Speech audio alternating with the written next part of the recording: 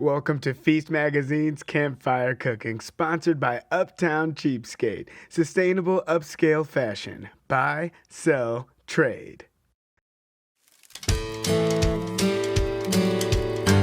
everybody, it's Cat, and I thought that today I would show you how to make an incredibly easy camping-friendly shrimp boil, which is also perfect for your backyard fire pit. And this could quite literally not be any easier. There's almost zero prep. I am going to show you how to make the boil spice sachet, but if you don't even want to bother to do that, you can find one very easily in your grocery store. So I'm going to put all of this together, and then we're going to head out to my backyard and cook it up in my cast iron pot. So here I'm just going to set this aside in order to make these spices.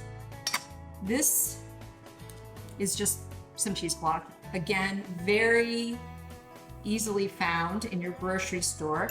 I have a couple of bay leaves. This is coriander seed. It has a wonderful kind of light lemony flavor. Of course, black peppercorns. Mustard seed, can't go without that. I have some celery seed. I love the flavor and aroma of celery seed. It's really kind of unexpected. A little bit of dill.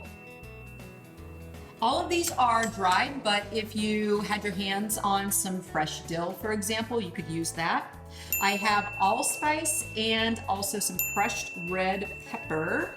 And then the salt, I'm just gonna put into the water by itself. So all I'm gonna do is wrap this guy up with some kitchen twine. That's how easy this is. Okay.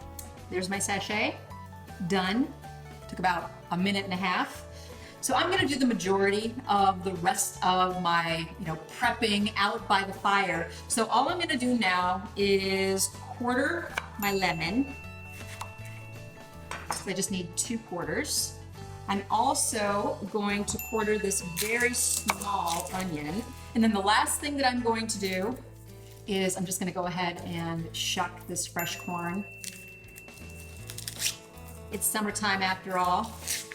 Got to get your hands on some really awesome corn. There's 3 garlic cloves in there. And tell you what, I'm going to go out and check my fire.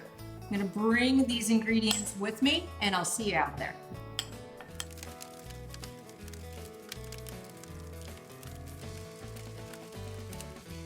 Obviously, the best part of campfire cooking is actually playing with fire and building your campfire. And for something like this, when you're trying to achieve a fast, high boil on a hanging pot, you want to make sure that you have flames, not just coals. We're going to have some other videos where you're cooking on coals, but here you want those flames to be touching the bottom of the pot.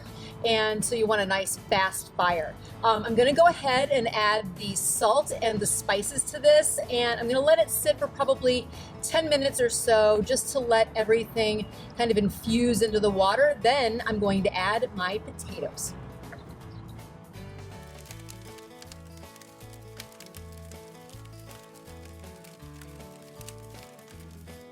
So I added a log to the fire. I need to make sure that we stay at a boil. So if you are camping, obviously someone's gonna have to keep their eye on this while everybody else is hanging out and having fun.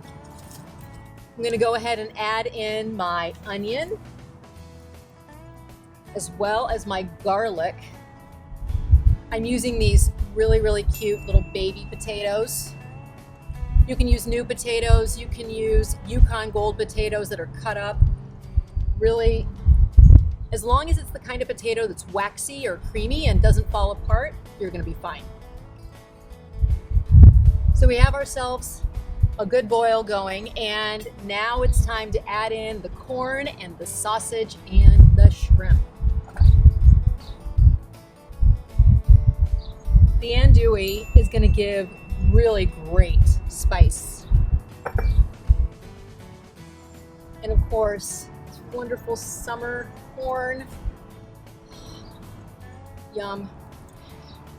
And then I'm using shrimp that have been deveined and they've had their heads removed, but they still have their little jackets. And that's because you want to be able to just throw this entire dish on newspaper on a picnic table and just everybody dig in and start peeling the shrimp apart. So I'm gonna dump these guys into the water, and in just a couple of minutes, we're gonna be ready to eat.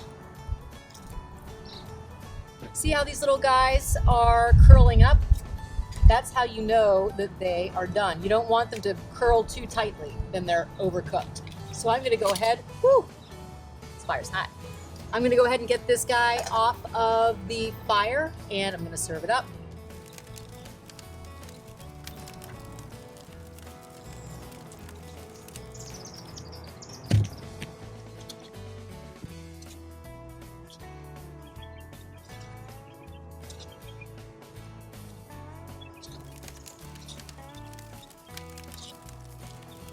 Okay, that's it. It could not have been easier. I mean, seriously, probably the hardest thing was making sure that the pot was still boiling. So I hope you enjoyed this recipe, and I hope you're inspired to try it on your own. I just squeezed a little bit of lemon on top, and I'm gonna dig right in with my hands. If you're looking for the full recipe, just check this site along with some hints and tips from me, and I'll see you next time.